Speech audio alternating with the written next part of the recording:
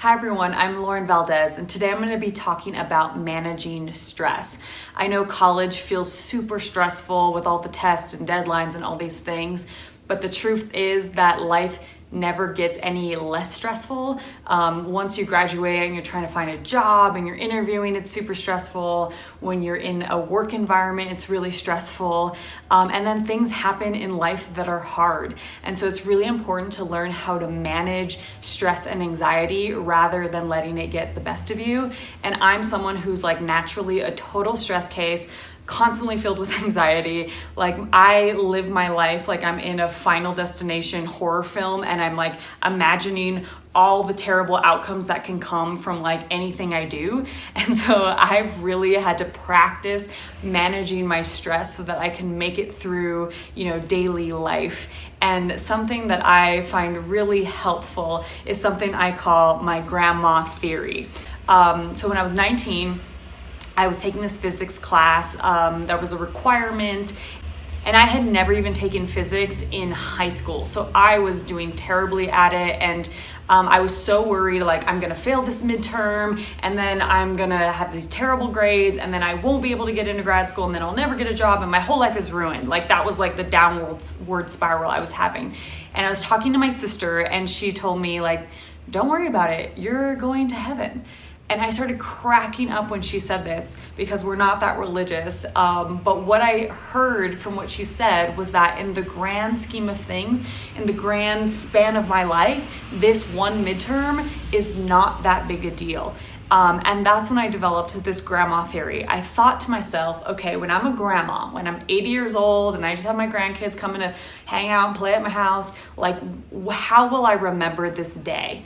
And I realized like, I won't remember this day. I won't remember this test. I won't remember this class. Like in my life, this is such an insignificant little thing that doesn't even matter.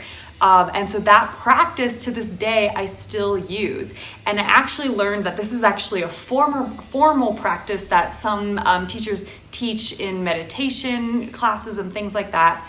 And I encourage you to try it out. Get out a journal when you're really stressful and just imagine your 80-year-old self and ask your 80-year-old self, what do I need to know about this? Or how will I remember this? Or ask your 80-year-old self a question and journal write out the answer. And there's a lot of evidence that shows when we're writing in our journal, oftentimes these thoughts can come out that like we're not even thinking in our heads because you're using your body to talk to you. And what I find when I do this practice is my 80-year-old self is always like, this is not that big a deal. Get over it. You're going to get through this. And I've dealt with some really hard things like having cancer when I was 25. And so I encourage you to try out this practice for anything stressful that you're dealing with. Another practice that's been incredibly helpful has been meditation. I started meditating when I was in grad school, and I had tried earlier and it had never really stuck, but I made a commitment to meditating every day. And after 2 weeks, I noticed a really big difference in just being more calm and being more at peace.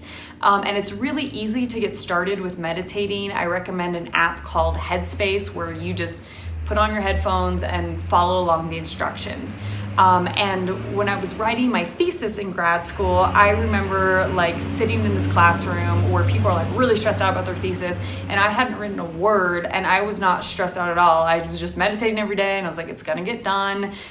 No one's probably gonna read it other than my advisors, so I'm not gonna put all this like mental energy and anxiety into my thesis. Like what I do, what I don't do, and that will be it.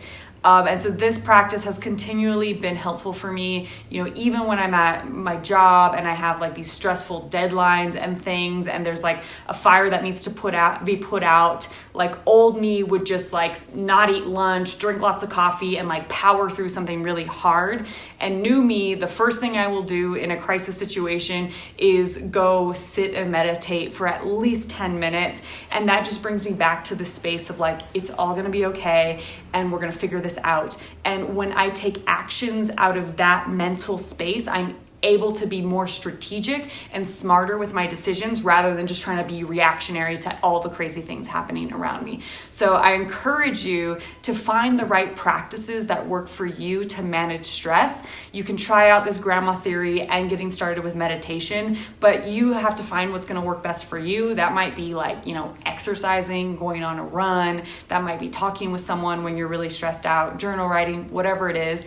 But it's really important to learn how to manage your stress so that you can do and achieve the things you want in life. And finally, I just want to say that I'm new to YouTubing, so if you found value in this, please like and subscribe so that it gives me motivation to keep going with this.